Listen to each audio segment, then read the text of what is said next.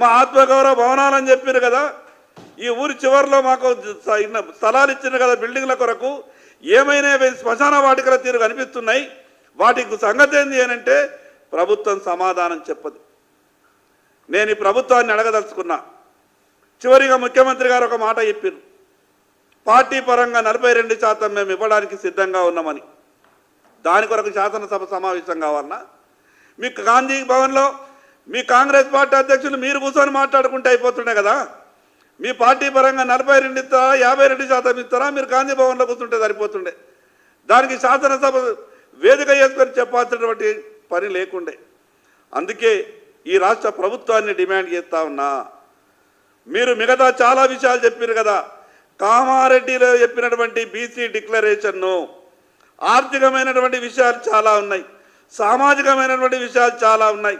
ఈరోజు బీసీల వెనకబాటుతనం మీద మీరు చేస్తానన్న వెనకబాటుతనాన్ని దూరం చేస్తానని చెప్పినటువంటి హామీలన్నీ ఇంకా ఏమీ కూడా మొదలు పెట్టలేదు. ఉద్యోగాలు లేవు, ఉపాధి అవకాశాలు లేవు. ఈరోజు జిల్లాలో ఉన్నటువంటి బీసీ కార్పొరేషన్లకు చిల్లి గవ సాయం లేదు. ఏ రకంగా బీసీల బతుకులు మారుస్తారో మేము గొప్పగా ఆశపడ్డాం.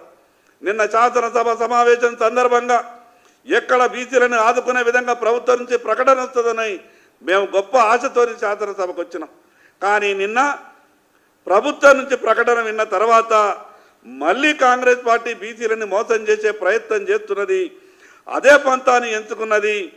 ఏ రకంగానైతే గతంలో ఉదయపూర్ డిక్లరేషను కాంగ్రెస్ పార్టీ చేసి బీసీల్ని మోసం చేసిందో అదే రకంగా కామారెడ్డి డిక్లరేషన్ చేసి కూడా నిన్న శాసనసభలో చివరికి మాతోనేమి కాదనే చేతులు ఎత్తేసే విధంగా ఈరోజు మా పరిధి దాటిపోయింది, మేము ఇచ్చినటువంటి హామీ పూర్తి అయిపోయిందనే విధంగా నిన్న శాసనసభలో మాట్లాడేటటువంటి ప్రయత్నం చేసినారు.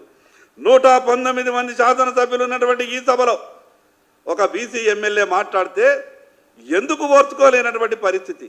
ఇచ్చినటువంటి సమయంలో కూడా మేము మా పార్టీ తరఫున మా అభిప్రాయాన్ని చెప్తామనంటే నలుగురు లేచి అడ్డగించేటటువంటి ప్రయత్నం చేస్తారు. ఈ రకంగా అడగడుగున బీసీలను అవమానపరుస్తూ ఇచ్చినటువంటి హామీని నిలబెట్టుకోక ఏ రకంగా మీరు బీసీలను ఆదుకుంటారో ప్రభుత్వం సమాధానం చెప్పాలా. అనుకున్నది కాంగ్రెస్ పార్టీ కేవలం మేము మాటిస్తే హామీలు ఇచ్చి ఓట్లు వేసుకొని చివరికి మోసం చేయొచ్చు అని కాంగ్రెస్ పార్టీ భ్రమపడుతున్నదేమో. కానీ తెలంగాణ బీసీ సోదరులారా, ఒక్కసారి ప్రభుత్వ కుట్రను అర్థం చేసుకోండి. ఇక మనం జాగృతం కాకపోతే ఇక మనకు భవిష్యత్తు లేదు. ఈ రకంగా ఇచ్చినటువంటి మాటని తప్పినటువంటి పార్టీలని ఏం చెయ్యాలనో మన చేతిలో ఉన్నటువంటి ఓటు అనే ఆయుధం ద్వారా రాబో స్థానిక సంస్థల ఎన్నికల్లో కాంగ్రెస్ పార్టీకి బుద్ధి చెప్పాల్సిందిగా నా బీసీ సోదరులందరికీ విజ్ఞప్తి చేస్తా ఉన్నా. ఓకేనా?